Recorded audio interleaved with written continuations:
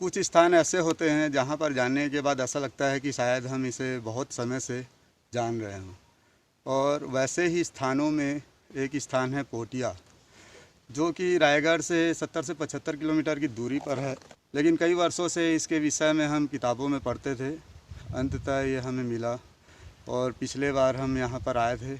उसके बाद जिस तरह से यहाँ पे स्थानीय लोगों का सहयोग मिला और यहाँ पर जाकर जो सबसे बड़ी गुफ़ा देखने के लिए मिली, और स्थानीय लोगों ने हमें कहा था कि आप दोबारा आएंगे तो हम आपको एक दूसरी गुफ़ा दिखाएंगे।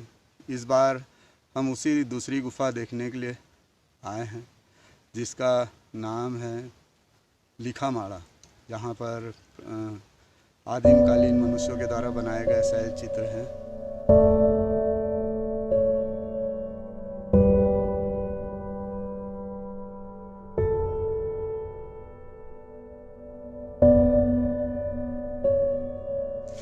अभी पोटिया ग्राम के बीच बस्ती में है और यहाँ पर हमारे साथ है देव सिंह राठिया जी, जिनका सहयोग पिछले बार भी, जब हम पिछले बार पोटिया आए थे और इस बार भी पोटिया आए हैं, तो इनका सहयोग बराबर रहा।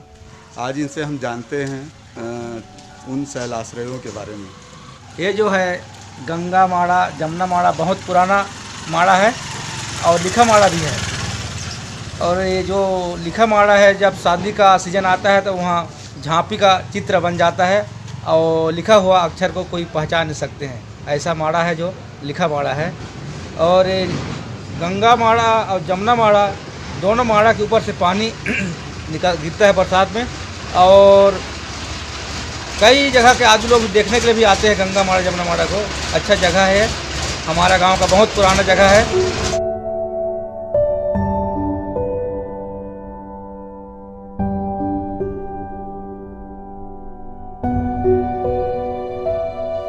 पीछे में जो पहाड़ दिख रहा है वही पोटिया शैलाश्रय है। इसके पहले हम लोग 1 से 1.5 महीना पहले यहाँ पर आए थे और उस समय हम लोग गए थे रापको गुफा, जहाँ पे शैलाश्रय है।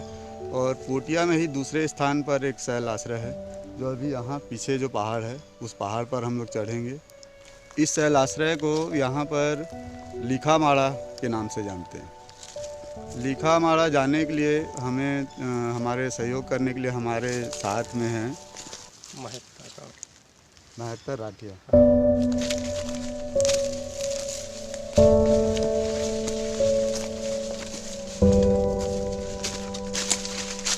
और ये कितना घना है जंगल, देखिए, रास्ता कुछ भी नहीं।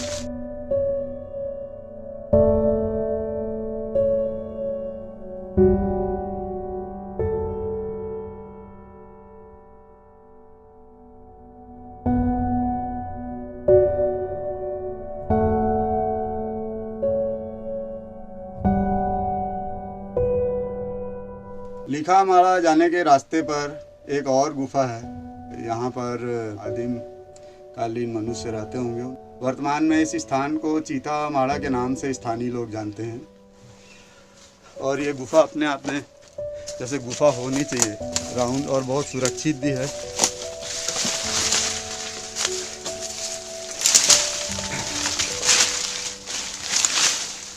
यहाँ पर चीता आता था क्या? हाँ,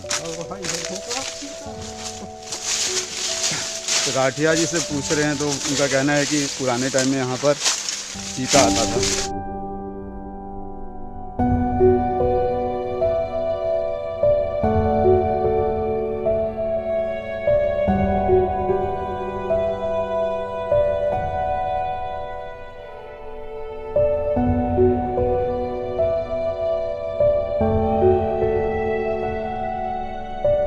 पिछली बार जहाँ पर हम लोग गए थे, रापको गुफा, जिसको जमुना माड़ा कहते हैं स्थानीय लोग, उससे यह स्थान बहुत कठिन है। एक तो चढ़ाई है और जो जंगल है वो भी बहुत घने हैं, रास्ता नहीं है।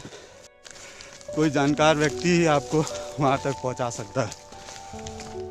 लेकिन जो ऊपर का जो दृश्य है वो बहुत ही सुंदर है।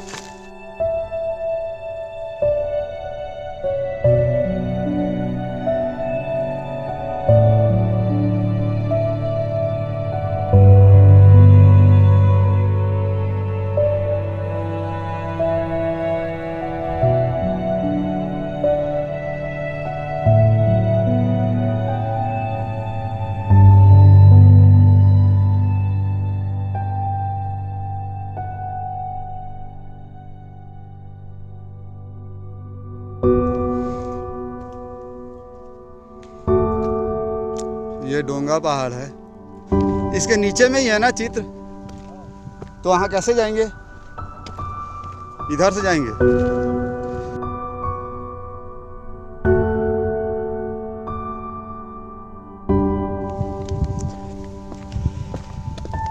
एक तरफ से चढ़ने के बाद अब एक तरफ उतरना पड़ रहा है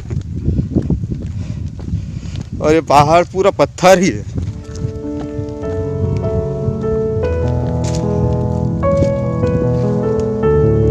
वो जो दूर में दिखाई दे रहा है वो सरिया नदी पे बना हुआ पुल है। पिछले बार भी हम लोग आए थे और यही सरिया नदी है जो सिसरिंगा घाटी के पास से निकलती है, एड़ू के पास जाकर फिर मान नदी में मिल जाती है।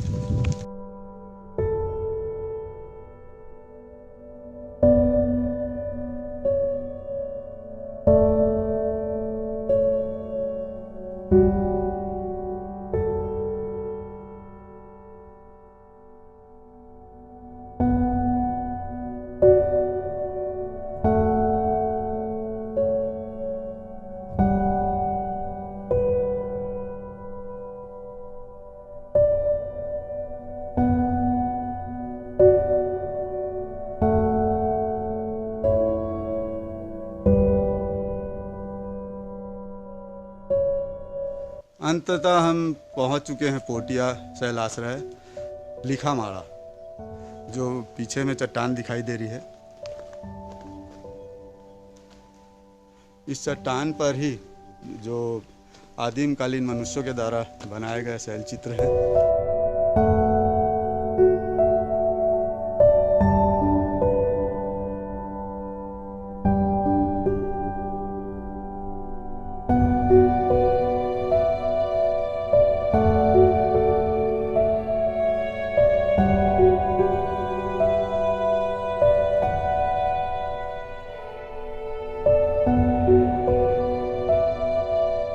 पोटिया शैलाश्रय लिखामाड़ा पहुंचने में आज जो हमारे लिए सबसे बड़े सहयोगी हैं वो महतर राठिया जी हैं।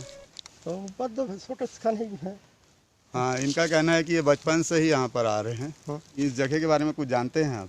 हाँ, तो जानते लिखामाड़ा कहते हैं। ये इसे लिखामाड़ा कहते हैं। इसके ठीक विपरीत साइड में ही जमना माड़ा है, जिसे हम रापको गुफा कहते हैं। पिछले बार जिस स्थान पर गए थे वो स्थान ठीक इधर से सामने है। हम लोग ये जंगलों से होते हुए पहाड़ के किनारे किनारे आए थे और वो जंगल से होते होते हुए उस रापको गुफा तक गए थे।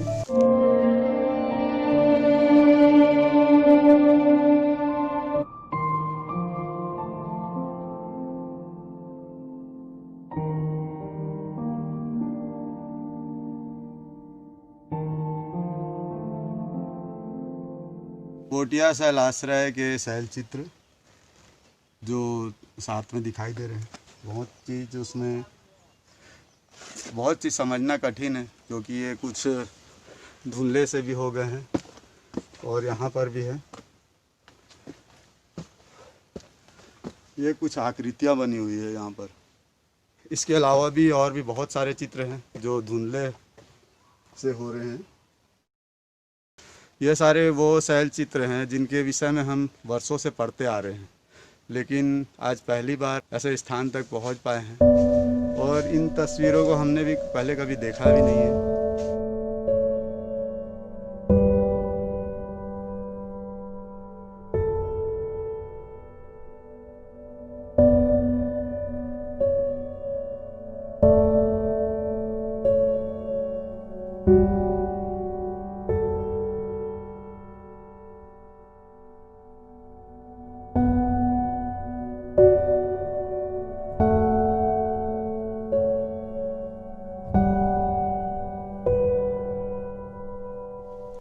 पोटिया शैलाश्रय लिखामाड़ा की यात्रा अब यहीं पर समाप्त होती है।